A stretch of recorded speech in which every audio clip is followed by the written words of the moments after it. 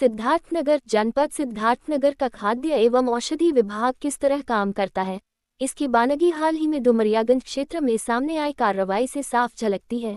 मामला बैदौला चौराहे स्थित अवध रेस्टोरेंट का है, जहां लगभग 1 महीने पहले एक व्यक्ति ने चिकन फ्राई पार्सल मंगाया और खाने का पैकेट खोलते ही उसमें कीड़े रेंगते हुए पाए। जब पीड़ित ने इस संबंध में सीधे रेस्टोरेंट से शिकायत की तो वहां किसी ने उसकी बात सुननी तो दूर अनदेखी कर दी। इसके बाद मजबूरन उपभोक्ता ने शिकायत IGRS पोर्टल पर दर्ज कराई। शिकायत दर्ज होने के बाद भी खाद्य विभाग की कार्रवाई में लापरवाही साफ देखने को मिली। विभाग ने पूरे 1 महीने बाद हरकत में आकर रेस्टोरेंट पर दिखावे का छापा मारा और वहां से सैंपल लेकर खानापूर्ति की। तभी आम जनता का भरोसा विभाग पर कायम रह सकेगा और लोग मिलावटी व अस्वच्छ भोजन से होने वाले खतरे से बच पाएंगे। हैरानी की बात ये रही कि रेस्टोरेंट संचालकों को पहले से ही विभागीय कार्रवाई की भनक मिल चुकी थी, जिसके चलते उन्होंने पूरी तैयारी पहले ही कर रखी थी। इस वजह से मौके पर विभागीय टीम को ऐसा कोई बड़ा सबूत नहीं मिला जिससे उनकी लापरवाही उजागर हो सके। खाद्य एवं औषधि विभाग की कार्यशैली पर सवाल उठना कोई नई बात नहीं है, इससे पहले भी विभाग की लापरवाहियां उजागर हो चुकी हैं।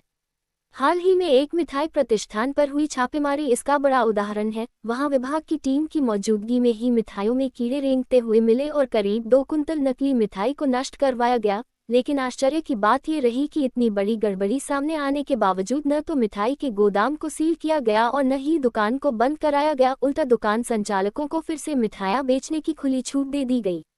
ऐसे में जनता की सेहत से खिलवाड़ करने वालों के हौसले बुलंद हैं और उन्हें किसी सख्त कार्रवाई का डर नहीं है। स्थानीय लोगों का कहना है कि खाद्य विभाग की अधिकांश कार्रवाई केवल दिखावे तक सीमित रहती है। शिकायत होने पर टीम मौके पर पहुंचती है, लेकिन जांच परख और सैंपलिंग की प्रक्रिया अक्सर सिर्फ औपचारिकता रह जाती है।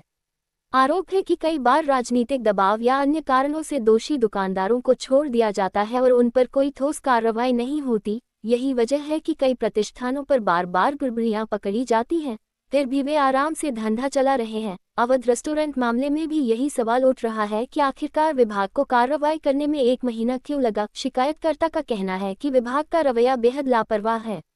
अगर शिकायत के तुरंत बाद जांच होती तो दोषियों को रंगे हाथों पकड़ा जा सकता था, लेकिन 1 महीने की देरी से केवल खानापूर्ति ही हुई। वहीं आम जनता का कहना है कि खाद्य विभाग की ऐसी कार्यशैली से खाद्य सुरक्षा कानून का असल मकसद ही खत्म हो जाता है।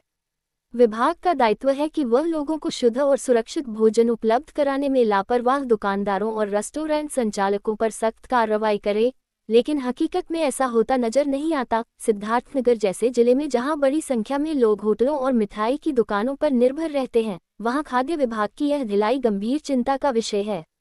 विभाग की लचक कार्यप्रणाली के कारण उपभोक्ताओं की जान से खिलवाड़ हो रहा है और लोग अनजाने में मिलावटी व अस्वच्छ भोजन का सेवन कर रहे हैं। जानकारों का कहना है कि अगर समय रहते विभाग ने सख्त कदम न उठाए तो आने वाले दिनों में खाद्य जनित बीमारियों का खतरा और बढ़ सकता है। कुल मिलाकर सिद्धार्थनगर खाद्य एवं औषधि विभाग की कार्यप्रणाली पर सवाल उठना लाजिमी है।